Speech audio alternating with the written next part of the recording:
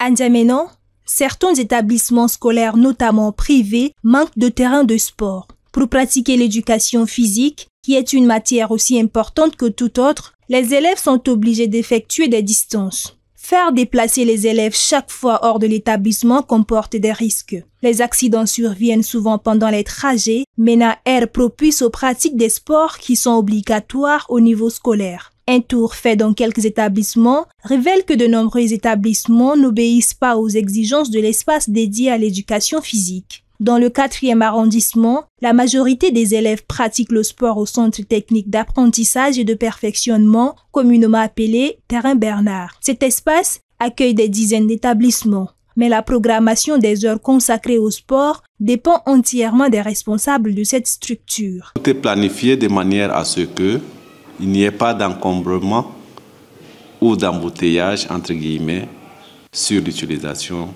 du terrain Bernard de quartier Repos 2. Dans notre vision de l'encadrement des jeunes, il y a nécessairement un espace de jeu. Et si ces écoles qui reçoivent les jeunes et les enfants du quartier n'ont pas d'espace, ils nous sollicitent à travers donc le comité de jeunes et ils peuvent utiliser le terrain. C'est vrai qu'il faut respecter les plannings d'occupation de cet espace parce qu'il est le seul dans l'environ qui peut contenir autant de jeunes. Le directeur général de l'établissement Babalagré, Moussa Lamine, déplore cette situation. Vous savez que de nos jours, l'éducation des enfants échappe complètement aux parents. Alors, quand on laisse un élève sortir pendant les heures de cours, généralement, les enfants ne reviennent pas. Ce sont des parades à moto, à engins, et puis ça devient même un trouble à l'ordre public.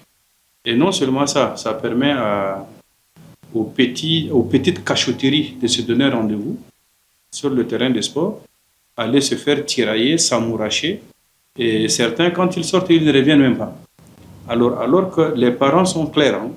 Dès que l'enfant se fait inscrire dans un établissement, c'est à l'établissement qu'incombe la responsabilité de la protection de l'enfant. Pourtant, le ministère de l'Éducation nationale est doté des inspections techniques censées veiller sur la conformité des normes. C'est suite au manquement de ces genres qu'un arrêté du Premier ministre signé en 2023 fixant un moratoire de 2 ans relatif à la création des nouveaux établissements scolaires. Cette période de 2 ans devrait permettre à tous les établissements existants d'être en règle. Mais depuis ces temps, rien n'a changé. Le respect de ces dispositions est d'autant plus crucial que l'école reste le principal vivier pour détecter de jeunes talents sportifs. Idriss Mamadou Ouya, Togona Mbatingé, Paul Ngandiadoum, Semkadi, Miabe sont les fruits de ces bonnes pratiques sportives scolaires. Pourtant, le Tchad est naturellement athlétique. Pourquoi négliger ce qui a déjà donné des résultats par le passé au Tchad?